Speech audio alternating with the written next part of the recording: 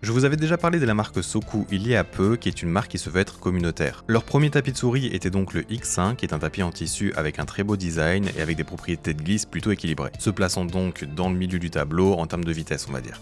Ici Soku revient avec deux nouveaux tapis de souris en édition limitée, arborant le même design mais dans des couleurs différentes. Il y a d'abord le Shiro en blanc qui se veut être plus rapide que le X1, et le Akai en rouge que j'ai ici, qui est lui bien plus contrôle, et c'est d'ailleurs de lui que je vais parler dans cette vidéo.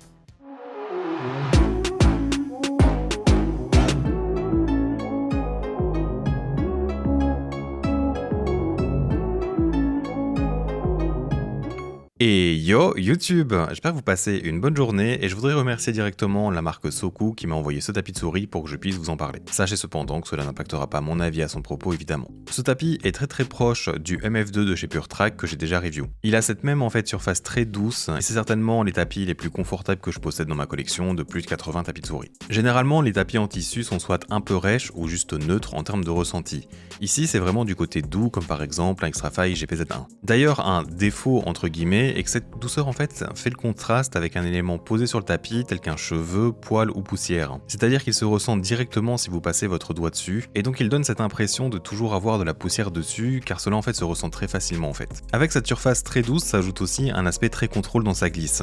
Il est clairement dans le bas du tableau des tapis en termes de vitesse. Sans faire des comparaisons poussées, je le situerai dans les 3 sur 10 en termes de rapidité globale. Il a en fait cet aspect assez lourd qui se ressent avec des patins en PTFE. Et si vous faites des petits mouvements de droite à gauche avec votre souris, vous avez directement un ressenti évident à chaque fois que la souris est à l'arrêt, et puis qu'ensuite elle repart en mouvement. Cela est donc surtout dû au fait qu'il y a une friction initiale et une force d'arrêt très importante. Une fois à l'arrêt, vous n'aurez aucun problème pour que la souris reste parfaitement au même endroit, et lors d'un flick par exemple, le tapis vous aidera à stopper votre mouvement en fin de course. C'est donc des propriétés de glisse qui sont souvent appréciées pour des tacs FPS comme Valorant ou CSGO notamment. J'ai d'ailleurs fait 2-3 jours de Valorant récemment et j'ai eu une bonne expérience avec, mais par contre pour du Apex ou Overwatch, c'est vraiment pas un type de tapis que j'aime personnellement. Globalement sur ces jeux avec ce genre de tapis, je trouve juste que mon aim est plus restreinte. Cela dépendra bien sûr de chacun évidemment, et c'est notamment le type de tapis de souris qui vous permettra de compenser si par exemple vous avez une aim assez tremblante, ou que vous aimez tout simplement avoir beaucoup de contrôle car vous faites des grands mouvements par exemple. Aussi, avec des petits patins en rond, comme les Ghost Glide Edge Runner que j'ai ici, couplés au poids très léger de la HSK Pro par exemple,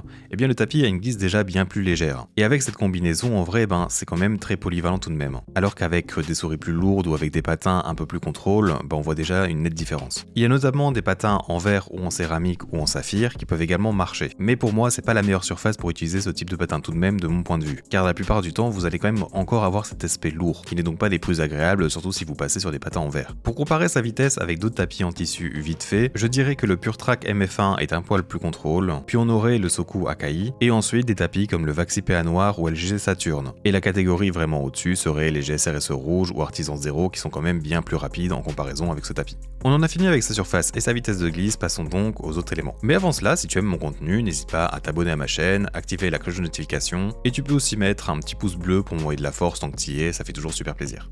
Pour commencer ce nouveau segment, parlons du prix du tapis, car je voudrais que vous le mettiez en relation avec tous les éléments qu'il nous reste à parcourir. Chez nos vendeurs habituels, comme Max Gaming pour l'Europe ou Maxisport pour la France, le tapis est proposé à 45 € sans compter les frais de port, ce qui le place pour moi dans cette branche de tapis qui doit être excellent dans ses différentes features. Et ici, avec le Akai, c'est pour moi pas vraiment le cas. Il a en fait que des éléments que je dirais de basiques qui sont en fait présents sur des tapis depuis des années. Alors oui, par contre, vous n'avez pas besoin d'avoir les meilleurs éléments pour qu'un tapis soit bon ou performant. Et je pense d'ailleurs que tout est complètement suffisant, voire même très ok. Mais c'est quand même ce qui doit dicter le prix d'un tapis de souris selon moi. C'est dans le sens que je réfléchis en tout cas. C'est un peu pareil pour les souris par exemple. S'il y a un capteur qui date d'il y a plusieurs années, ça me semble plus logique qu'elle est moins chère qu'avec un capteur très récent. Un élément qui sera unique par contre sur ce tapis est le design présent, qui ajoute clairement une variable qui dépendra de chacun et savoir combien vous êtes prêt à mettre pour de l'art. Au niveau de ce prix et pour la défense de la marque par contre, il me semble qu'ils vont le proposer à 30 ou 35 $ sur leur site officiel, qui est donc un très bon prix. Donc en fait c'est pas vraiment de eux que viennent cette valeur, mais vous aurez le coût de la livraison qui sera plus élevé que sur les autres endroits, donc si vous passez sur ce dernier. Je vous mettrai bien sûr tous les liens de où le trouver, avec mes liens affiliés ou code promo s'il y en a, qui devraient réduire un peu cela. Et normalement, il devrait être disponible à partir de début mai, si tout se passe comme il le prévoit. Lâchons un peu ce prix, mais un dernier élément qui joue dans la balance, c'est que la taille ici est de 48 sur 40 cm.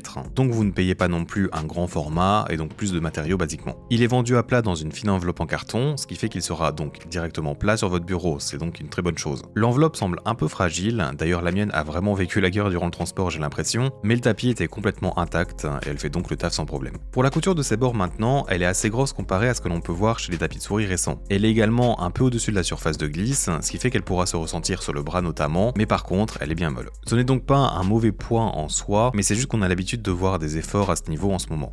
Niveau adhérence, la base utilisée est la même que le caoutchouc classique que d'autres tapis de souris utilisent, et comme donc leur précédent X1, et il ne glisse pas du tout en jeu, ou même quand j'essaie de le déplacer avec mes mains, donc encore une fois, il y a vraiment rien à dire. Et finalement, pour sa fermeté, il se situerait entre un soft et mid de chez Artisan, étant plus du côté soft. Je n'ai pas eu de problème de constance avec cela, ni même en termes d'usure de sa surface en plus de 2 semaines de jeu dessus.